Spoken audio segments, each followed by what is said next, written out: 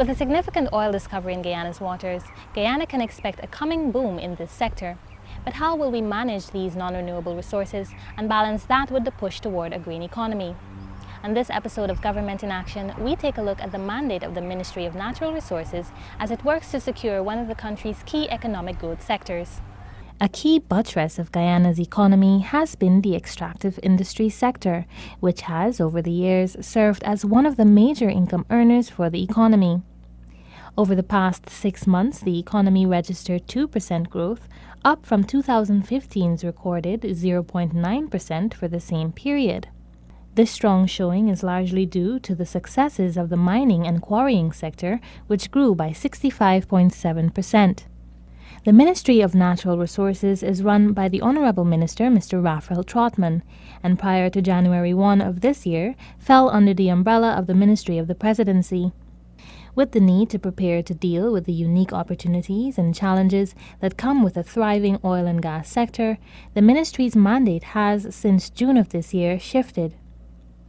Prior to June, environmental management through the Protected Areas Commission, the Environmental Protection Agency, and the Guyana Wildlife Management Authority fell under the purview of the ministry.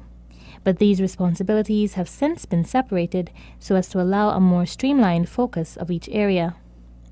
A green and diversified economy, thriving not only on oil wealth, though, is the future President David Granger envisions for Guyana. Foresight and entrepreneurship will allow businesses to benefit from local content. Strategic partnerships with regional and international firms will enhance the capability of local firms through the transfer of knowledge and technology. We are confident that the production of petroleum will create new opportunities, although they will not end our economic challenges, as you've heard from Professor Narayan. We cannot afford, therefore, to fold our arms and simply to wait for the anticipated bonanza. We must continue to build a balanced and diversified economy. This sort of innovative thinking can be seen in moves made by businesses such as Geico Construction and General Services Incorporated, which recently launched its oil spill services at its wharf at Nimes, West Bank, Demerara.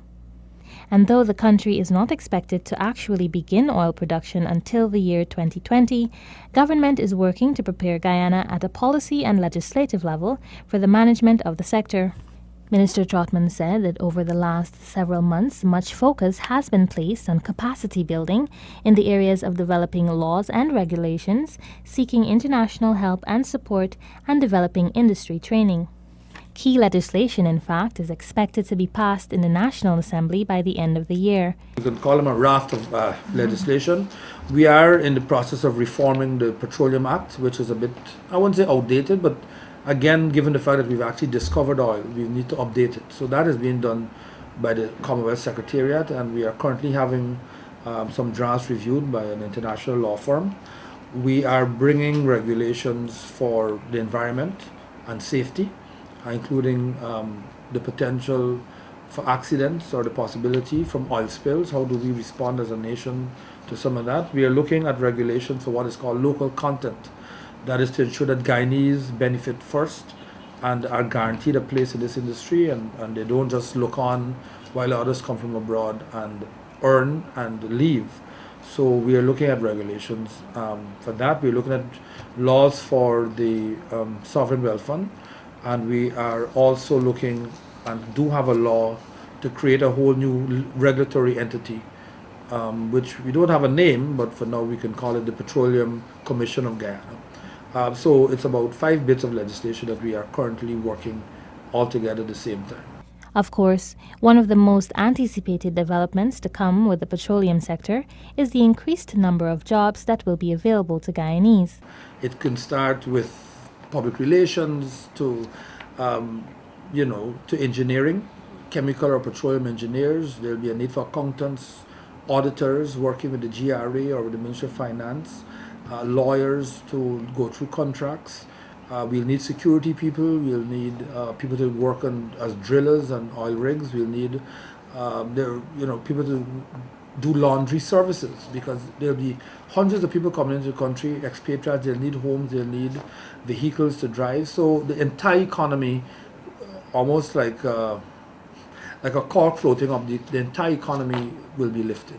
The minister said that the country's future in oil has also created an expanded list of aspirations for even the country's youth, who he said have begun to express interest in careers in the oil and gas industry.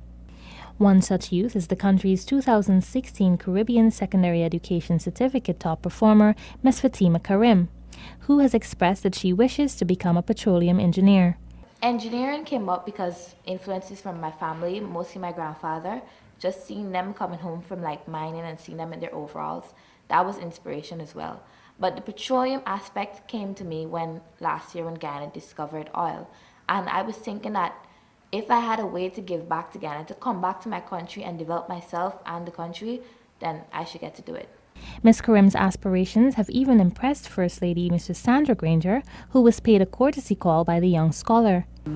I was very excited to learn that that was her interest, because she's not only going to be entering a field that is new to Guyana, but as a female, she will be entering a field that is not so open. I should not say not so open, but in which women have not really taken part.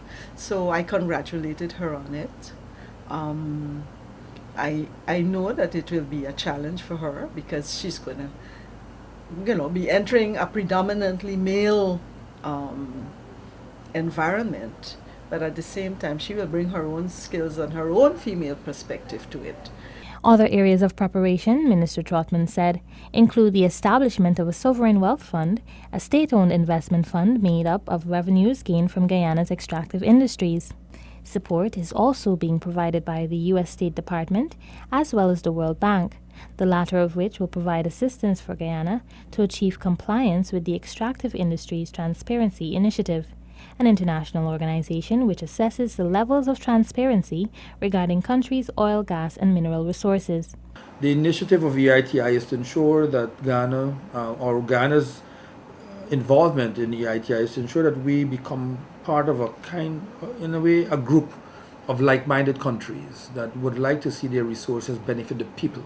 And the underlying thought behind EITI is that the people own the resources, not the government, not the minister, or not some political party, but the people own the resources. Governments are the stewards or the trustees on behalf of the people. At a recent press conference with oil company ExxonMobil, country manager Mr. Jeff Simmons said that the company anticipates an estimated 100,000 barrels per day once production begins. The mining sector has in recent times suffered some downfalls, yet it remains one which has vast potential for the development of the country. At the commissioning and gold pouring ceremony of the Guyana Goldfields Incorporation and Aurora Gold Mine Incorporated in September last year, President David Granger said that despite the challenges faced, particularly within the gold mining industry, a surer economic foundation with better administrative controls would enhance the livelihood of miners and residents in the hinterland where the majority of mining grounds are located. This will result in a more comprehensive and collaborative approach, rather than the confrontation and recrimination which we've been accustomed to between the state and the industry. The gold mining sector is an important pillar of our national economy. It continues to contribute to economic growth. Gold production in 2014 represented 7% of Guyana's GDP. It is a significant foreign exchange earner. Within the Natural Resources Ministry, the Guyana Geology and Mines Commission is the entity which holds the primary responsibility for the monitoring of the mining industry. Acting Commissioner of the GGMC, Mr. Noel Dennison, said that despite a downturn in the mining sector, which started last year, there still remains much potential in the traditional sectors of mining in Guyana. We have, at this point in time, a large number of operators who are still very confident in what the sector has to offer. And while their investment in the sector has been curtailed somewhat. It's more a case of waiting until the time becomes more opportune than waiting for an opportunity to get out of the sector. Giving an assessment of the various sectors within the industry, Mr. Dennison said that gold and diamond mining continue to be the strongholds in the industry. With gold declaration at about 350,000 ounces thus far for the year, this places the industry on a good trajectory to reach its 600,000 ounce projection by year end. However, bauxite and other quarry products continue to struggle, Mr. Dennison said, and the non-traditional mineral sector remains underdeveloped. In this regard, the acting commissioner said that efforts should be made to highlight the benefits and opportunities that non-traditional minerals hold.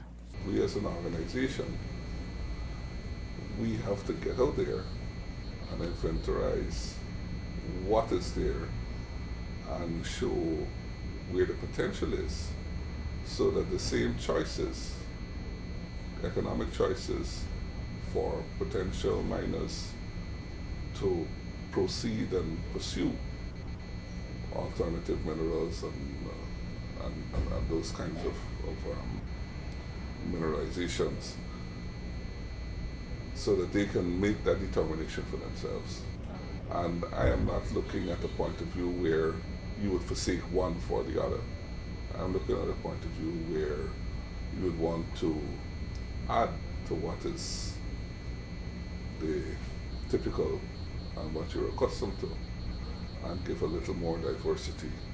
To ensure that miners get adequate assistance to overcome the challenges of their operations, the GGMC offers technical support, which aids in monitoring the activities of the miners, advising on best practices, and ensuring that the mining regulations are adhered to throughout their operations so as to allow them optimum productivity.